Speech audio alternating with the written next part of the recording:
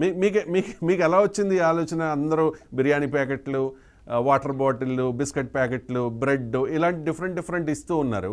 మీరు పశువులకి పశుగ్రాసం ఇవ్వాలి అనే ఆలోచన ఎలా వచ్చింది మీకు? అంటే సార్ మేము పని చేస్తున్న పార్టీ ఏదైతే ఉన్నదో ఆ ఆలోచనలు ఏంటంటే ఎక్కడ ఆపదన్నా కూడా అక్కడ ముందుండే వ్యక్తి ఎవరైనా ఉన్నారంటే అది జన సైనికుడు అవుతారు సార్.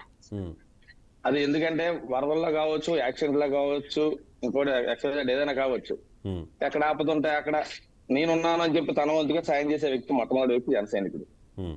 ఇప్పుడు వరదల్లో ఆల్రెడీ టీవీలో చూస్తా ఉన్నాం, ఆల్రెడీ ఫుడ్ ప్యాకెట్లు ఇంచుమించుగా వస్తున్నాయి, కొన్ని వేస్ట్ అయిపోతున్నాయి అని అన్నారండి.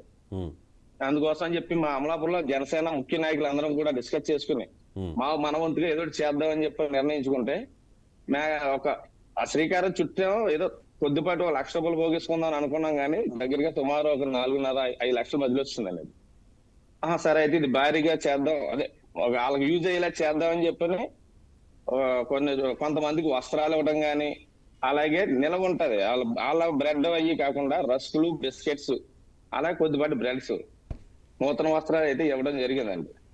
సరే మనుషులకైతే అందరూ ఇస్తారు కదా, మూగజీవాలు ఉన్నాయి కదా, వాళ్ళకి మన ఏరియా గడ్డి ఎక్కడ దొరుకుతుందో గ్యాదర్ చేసుకుని, సరే మన వెహికల్స్ తో పెట్టి ఒక ఒరిజినల్ అయితే 2 లారీలు 2 అయ్యి అనుకున్నామండి. లారీ ఇంకోటి అవ్వలేదు, అందుకోసం అని చెప్పి ఈ పట్టుకుని వచ్చి పశుగ్రాసం అందివ్వడం జరిగింది. సుమారు 4 ఏరియాలో కవర్ చేస్తాం సార్ ఇదంతానే.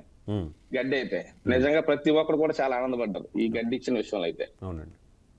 అంటే పార్టీలు ఇంకొక విషయం ఏంటంటేనండి, గేదెల విషయం నిన్న వెళ్ళి కనుక్కున్నప్పుడు ఈ వాటర్ వెళ్ళిపోయినాయి, వాటి నుంచి గేదెలు బయటపడినాయి, కానీ అట్లకి ఆ భయం పోదండి. పాలిచ్చే పరిస్థితి లేదంట, పూర్తిగా పొదుగులన్నీ ఎండిపోయే పరిస్థితి. ఒకవేళ వీళ్ళు ఫుడ్ ఫీడ్ చేసినప్పటికీ కూడా ఒకవేళ 10 లీటర్లు ఇచ్చే గేదె ఏదైతే ఉందో అది 5 లీటర్లు 4 లీటర్లు మాత్రం ఇచ్చే పరిస్థితి. ఇక్కడ నుంచి ఒకవేళ కోలుకున్నా కూడా అంటే ఆ రకం కూడా బాగా నష్టం. ఇప్పుడు మనుషుల కంటే కొంచెం పోయి కొనుక్కుంటారు, లేకపోతే తిన్నాక వాళ్ళు బాగానే ఉంటారు, కానీ పశువులకు అలా కాదంటండి.